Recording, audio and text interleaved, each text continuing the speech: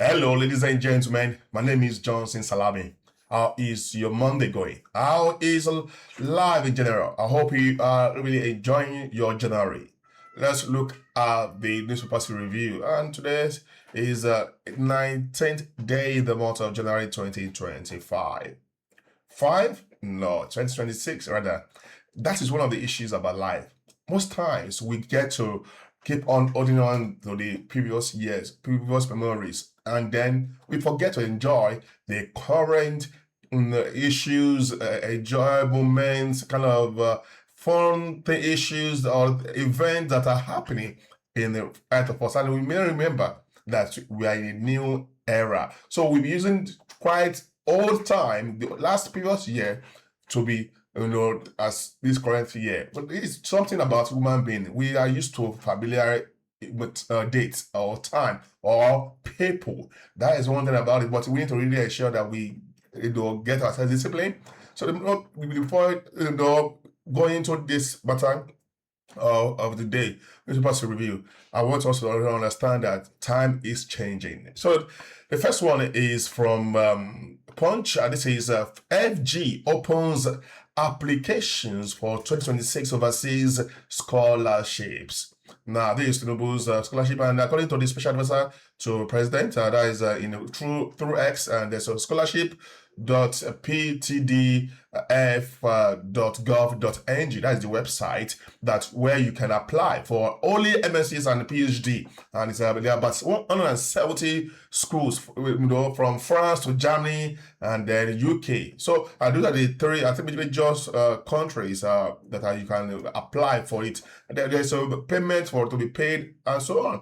But the matter is that this is just the information given to us now. But what can we say concerning the current issues of people in Morocco? We have people who are on scholarship who have not been receiving the full payment of the stipend they used to give them, and also they have been abandoned somehow because of the matter going on. But you know that another one is coming out, and then the country is in debt, and they are giving scholarship again. How are we going to solve? How are those people who are living in the country are not benefiting from this to government? And then you are trying to give scholarship again as if you have enough. I don't get it. So how do you fund this scholarship now? You go and take another loans and upon loans, and Nigerian students are taking loans from the government, and then with the interest or somehow they'll pay some money again. How do you pay? And there's no job in the country. How many jobs that the government has provided? Which industries that the Tinubu's government has opened? I wonder what's going on with this government. A lot of issues are going on. We could truly, because I don't want to dwell much on this. So let's look at the next one. This one is 30 billion naira relief or your cries politics as HEDA drags Makinde to EFCC. HEDA means talk about women and environmental development agenda. That is that group, and they already swung into the action by taking the petition against Makinde for not be able to account for the money, for the 30 billion.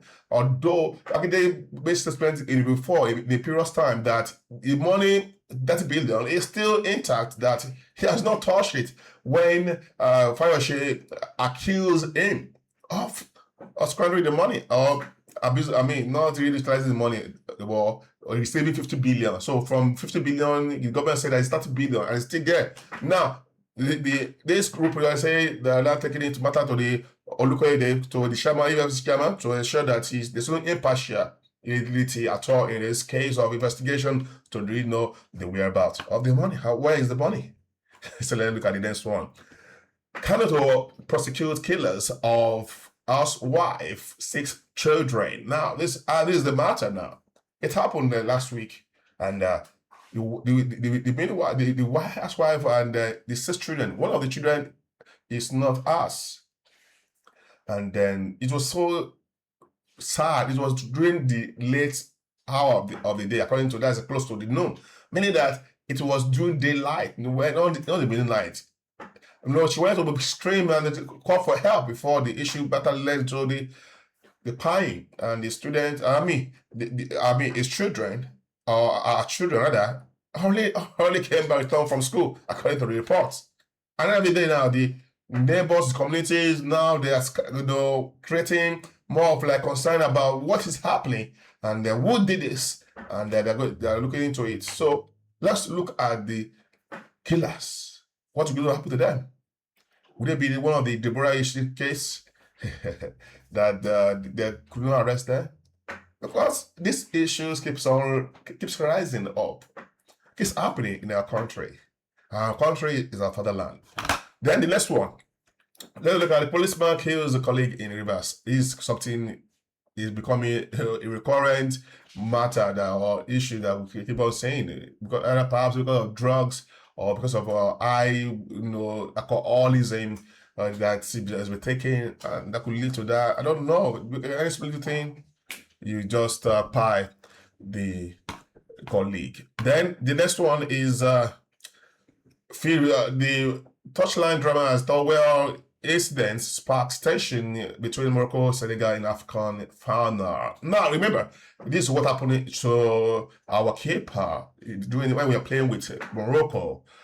They was being distracted by the towel that used to kept, at the back of the bar of the net, and it just was more of like, what is going on?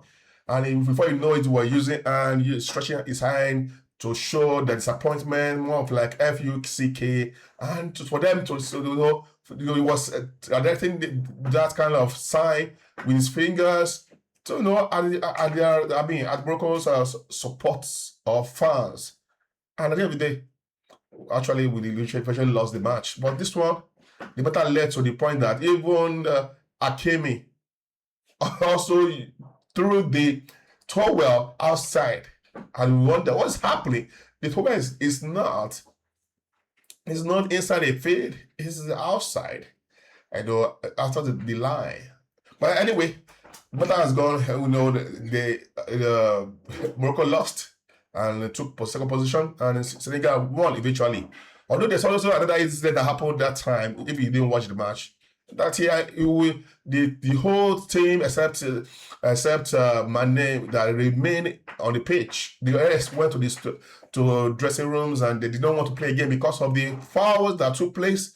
The foul that took place, 8 minutes extra time.